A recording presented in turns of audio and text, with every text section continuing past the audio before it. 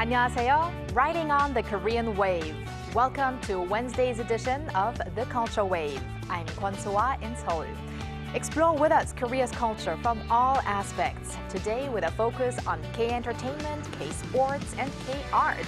We'll do all of that with my co-host Walter Lee in the studio. Hello, Walter. Hello, Soa, and happy hump day to everyone at home.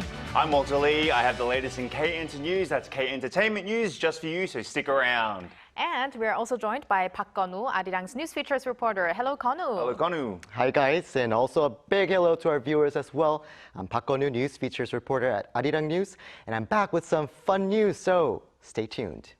And Konu, today's news is going to be a sports-related topic. You did bring us some sports-related topics before. You had an interview coverage and also one of the programs where people from abroad come to Korea to train. And today's coverage is also a little similar but also different. That's actually true, and as you mentioned, I did bring a topic related to how these young athletes come to Korea to train in winter sports under the legacy project of the 2018 Pyeongchang Winter Olympics. And this time, I brought a summer version of this. So, since 2015, Korea has been inviting young para-athletes from abroad in the second half of the year, offering training in sports where Korea has particular strength. But before I tell you more, follow me and see how this is all happening. Running at full speed without falling. Drenched in sweat, but still smiling. 16-year-old John, who has dwarfism, dreams of one day competing on the Olympic stage, representing his country as a badminton player. He's been training hard, already around a decade since he first picked up the racket. Nothing stops him from pushing limits. Instead, he's eager to keep improving. I want a new experience for me. Korea is more advanced in like training, and they giving knowledge for all players. They have so much respect for others. I like that. John is one of around 60 participants from 16 different countries who came to Korea this summer to take part in the annual International Parasports Youth Camp in Icheon, Gyeonggi-do Province. And determination was shown across the court, where shuttlecocks flew rapidly, with players, some in wheelchairs, moving back and forth with precision and speed. This year's program not only features badminton, but also powerlifting and archery, offering young athletes with disabilities the opportunity to train and dream big.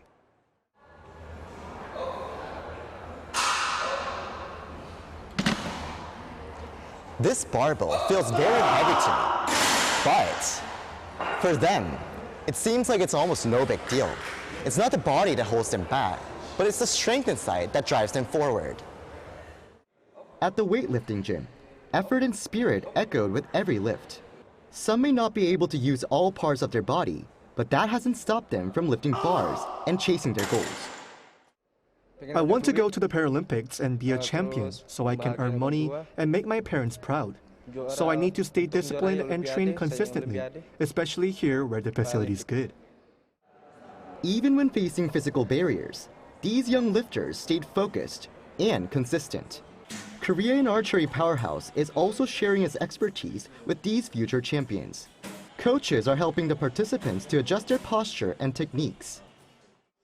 Just like everyone's bone structure is different, each person's disability and range of movement also varies.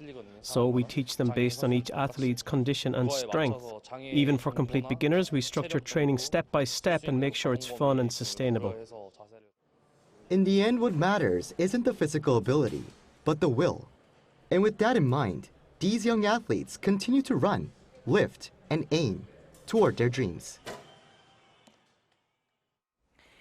Okay, first of all, Konu, I know you're very occupied, busy with all of the wonderful coverages that you bring, but I wish you had more time to exercise.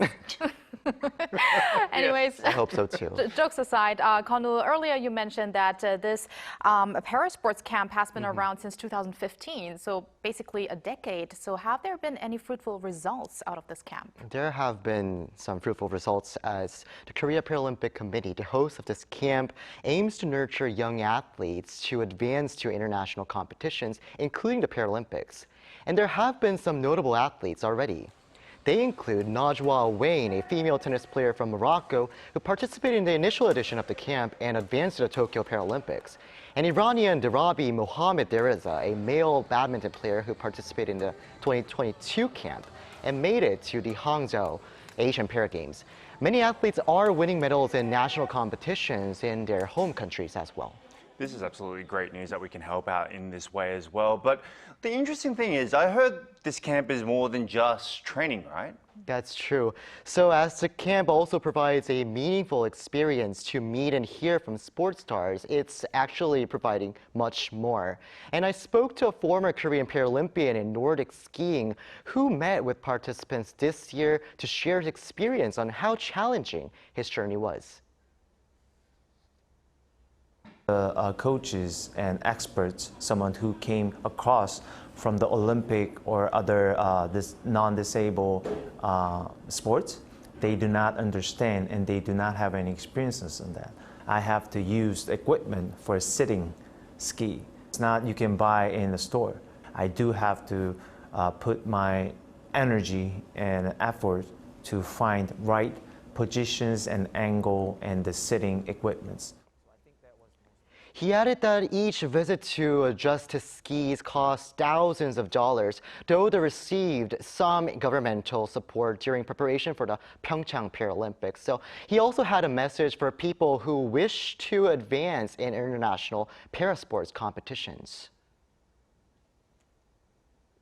Exercise is medicine. We cannot ignore. It is what we have to do until we go into the grave, which means consistency. Of course, sports is supposed to be fun, but if you want to be a Paralympian, you have to forget about the fun. You have to adapt and you have to understand it is not easy. So he added that sometimes they may need to put in 1,000 times or 10,000 times more effort, just as he did to become a Paralympian. Well, no pain, no gain, but very inspiring coverage. Thank you very much, Konu, for all of that, and see you next time. Thank you, Konu. Thank you.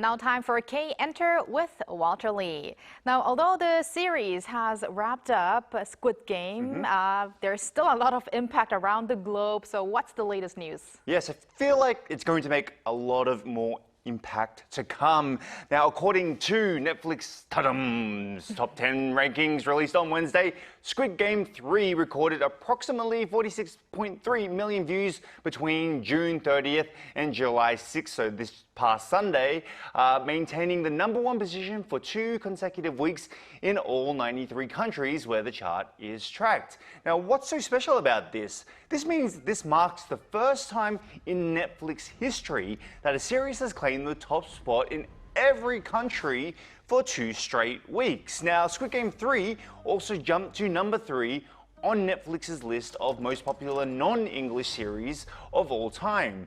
Now, what this also means is with this, all 3 seasons of Squid Game now hold the top 3 spots on Netflix's all-time most popular non-English series chart of historic achievement. So Netflix Season 1, Netflix Season 2, Netflix Season 3 are all on the top 3 lists. And something tells me that it's going to be hard for the 3rd series to surpass the 1st series, because even now people go back to series 1 to watch it again. Exactly. But Walter, let's move over to a movie now. Yes, so according to the distributor Next Entertainment World Anew, on Wednesday, action comedy film High Five, which premiered in Hong Kong on June 19th, became the biggest box office hit among all Korean films released there this year, achieving this feat in just 4 days, beating out other titles like the film The Snitch or Yadang, which did very well here in Korea. Now, meanwhile, in Thailand, the film also claimed the top spot amongst Korean releases in 2025, following its debut in June 12th. Now, if you haven't heard, High Five is a comedy action adventure that follows individuals who, after receiving an organ transplant, unexpectedly gain superpowers and find themselves entangled in a battle against those who want to exploit their abilities. So check that out if you haven't seen it yet. And I highly recommend it. It's hilarious, and also the action is really worth watching it. And now I'll say let's fast forward to K-pop news. The reason why I'm saying fast forward is... The reason why you're saying fast forward is because it's a song from our next artist. So Chon So-mi has made her return with a new single after nearly a year.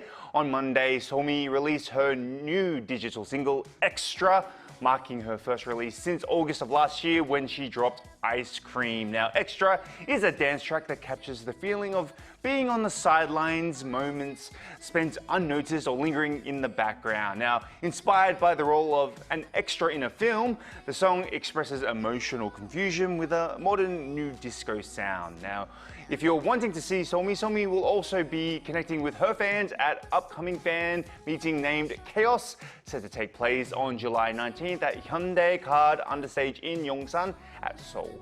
Thank you very much for that information and the latest K-Enter updates, Walter, and stick around. Will do. And now let's take a look at what our AI anchor Adi has on the culture front. Adi, take it away. Hello and welcome to your AI guide to the latest cultural updates from Korea. Here's our top story. A Buddhist painting from the early Joseon dynasty has been repatriated from Japan. The artwork, titled Siwangdo, depicts the 10 kings who judge the dead in the afterlife. It features intricate details in the characters' clothing, background, and patterns, showcasing the artistic techniques of the period. Also returned was a Goryeo dynasty Buddhist scripture, believed to have been transcribed in 1334. The Avatamsaka Sutra, transcribed in gold pattern on blue paper, features a delicately rendered sermon scene that showcases the refined artistry of Buddhist art at the time. Siwangdo was reclaimed through a formal auction in Japan, while the Goryeo scripture was purchased from a Japanese collector. Korea's celebrated pianist Lee Min-chen and his mentor Son Min-soo are set to hold a dual recital series this month. Describing Son as a profound influence on both his life and music, Im said he doesn't so much want to perform with his teacher, but rather wants to sing together with him. The program features 2 piano arrangements by Brahms, Rachmaninoff, and Strauss. The rare dual recital will begin this Saturday at the Art Center in Cheon, followed by performances set for July 14th at Lotte Concert Hall in Seoul, and July 15th at the Seoul Art Center.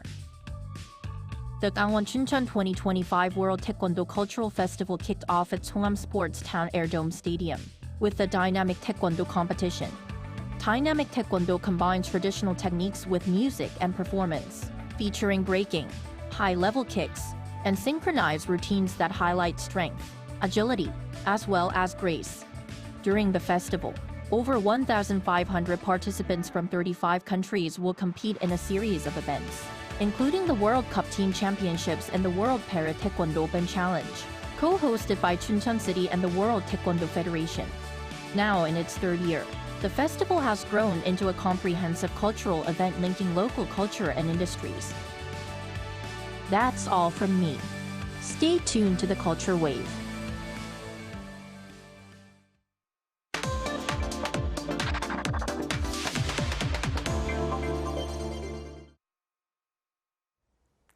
Once used in daily life to wrap gifts or store objects, Korea's traditional bojagi, made from different types of fabrics with intricate techniques, has over many years evolved into a contemporary art form that nowadays is even getting global recognition. One of the countries that's shown interest in bojagi art is Switzerland. We now connect to Son Bo-young, the founder of Swiss Bojagi and a bojagi artist herself. Bo-young, hello. Hello, Bo-young. Hello. So, Bo-young, please tell us how the bojagi art journey started in Switzerland and what kind of programs or activities are being offered.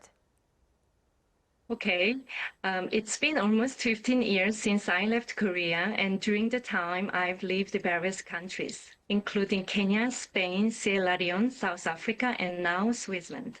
While working at Korean Culture Center in South Africa, I organized various cultural events and curated Korean craft exhibition. Something about those experiences made me want to carry the beauty of Korean craft far beyond Korea. After I moved to Switzerland, I missed Korean culture even more because it was hard to access here.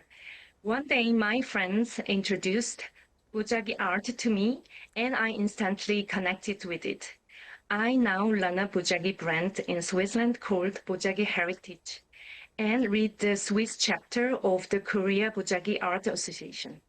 This year, we hosted Switzerland's first ever bojagi exhibition at Maison Blanche Le Corbusier in La Chaux-de-Fonds, the hometown of him. I also run bojagi workshops, collaborate with brands, and do decoration for restaurants and shops in Switzerland and across Europe. Bojagi is extremely beautiful and quite traditional, but in the same way, it's very unique, especially when you think about it in international terms. So, what kind of people have shown their interest in these classes and events, and do you see any specific groups showing more interest than others? Yes, most of my students already love Korean culture through K-pop, K-drama, or a trip to Korea. Interestingly, the biggest interest comes from middle-aged women. They appreciate craft and have time to enjoy learning something new, I think. Textile hobbies are also familiar in Europe, so bojagi feels relatable to them. This age group of people is also discovering Korea through Netflix and other global contents more and more. I've also met many Korean adoptees living in Europe who wanted to reconnect with their birthplaces. And as Korean culture is still rare in Switzerland, some students travel to 2 or 3 hours just to be part of the event. Even parents who first learned about Korea through their children's K-pop interest end up falling in love with culture themselves. So bojagi really is not only just beautiful, but it looks like it's really connecting people to Korea's traditional culture. But Boyoung, what about the response by people who have participated in these workshops, for instance? It must have been a first ever experience for them. So how was the response? Yeah, it's very true. People really love that they can create such a diverse design using just a piece of cloth. During the workshop, they learn 3 types of knots. They find it a bit difficult at first, but they eventually became proud of result and eager to use bojagi for eco-friendly wrapping. Many even sent me the photos of gifts they wrapped for friends on the very next day. I can show you some designs. This is bojagi wrapping with, and there is another design here. Beautiful. And some of them ask deeper questions, such as its origin, historical context, or the type of other traditional fabrics. They sometimes ask funny questions also, like whether it's okay to just reuse gifted bojagi, or how long does it take to wrap 100 gifts using bojagi. My students appreciate especially the cultural depth of bojagi, seeing it not only as a new way to wrap gift, but also as a sustainable alternative. Many are inspired to explore other uses for fabric as well, like wearing it as a scarf. Right. Yes. I think the eco-friendly part is especially what's very attracting. I mean, I'm very attracted to bojagi right now after hearing that sustainable part of it, because that's something what the world needs these days. Yes, and not only that, I do think it looks obviously much more beautiful than just your normal wrapping paper that you would do if you were to wrap a gift, for instance. Now, do you think there is a special reason for why bojagi is receiving this sort of attention, especially, let's say, in Switzerland or Europe? Is there anything similar to bojagi, or is it the artistic aspect they like? Okay, I believe the growing interest in bojagi in Switzerland and across Europe shows the wider interest of Korean culture beyond just food, music, and drama. People started to explore different aspects of Korean heritage. In Switzerland, there's deep respect for tradition and sustainable living. So bojagi being reusable and handcrafted is naturally valued here. Most packing in Switzerland is a simple paper or paper bags. There's nothing quite like bojagi. But people sometimes see Japanese horoseki and ask about differences between bojagi and horoseki. While Japanese items are more widely known in Europe, bojagi is starting to stand out with its own beauty and rich history. And Boyoung, what do you think is the strength of bojagi art? Maybe comparing it to K-calligraphy or Korean traditional attire hanbok, which is maybe a little more well-known to the global public. So what are the strengths of K-bojagi art?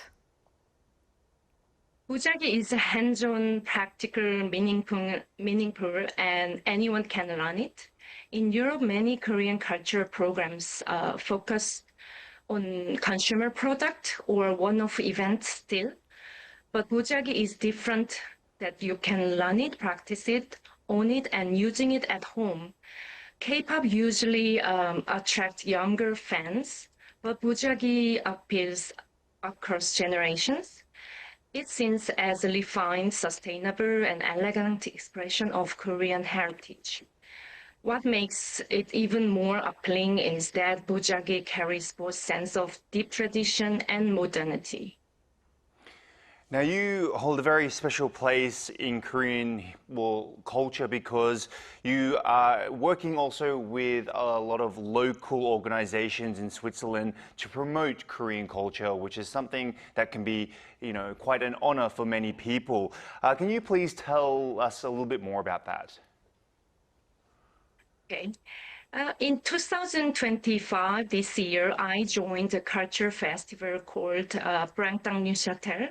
It was organized by Neuchâtel Canton here in Switzerland. One of region, this year, Korea was the main theme for their festival. It ran for 3 months with over 55 local events, from art and dance to music and literature.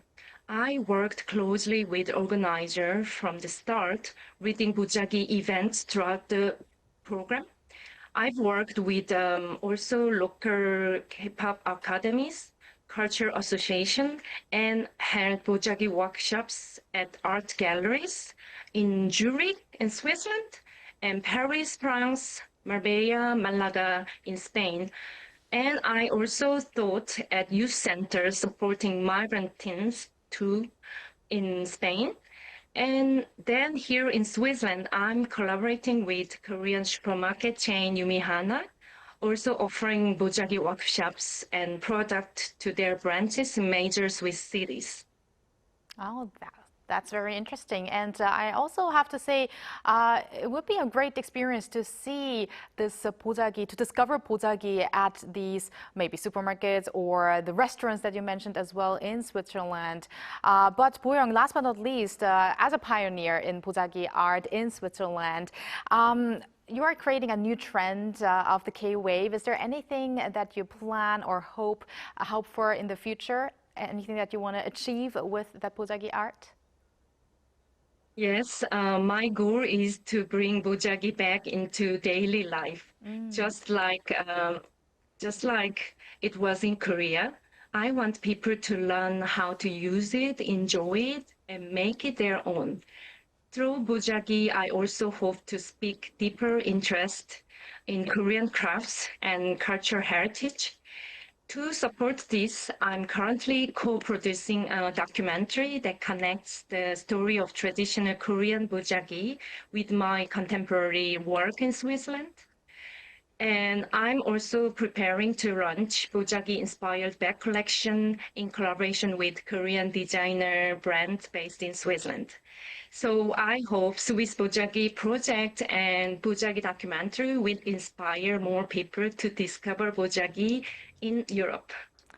You know, Boyoung, I think it's already happening, this spread, because I searched on YouTube and I saw a lot of short videos of how to wrap bojagi, how to wrap this kind of gift with bojagi and that kind of gift with bojagi. And that was very kind of healing, you would say, in Korean when watching these videos. So I hope that your goals will all come true. And thank you very much for connecting with us today. Thank you, Boyoung.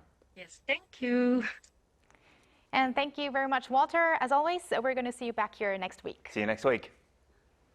Thank you for spending the past half an hour with us on the Cultural Wave. And please join us again tomorrow on Thursday at 2 p.m. Korea time and maybe one day here in Korea.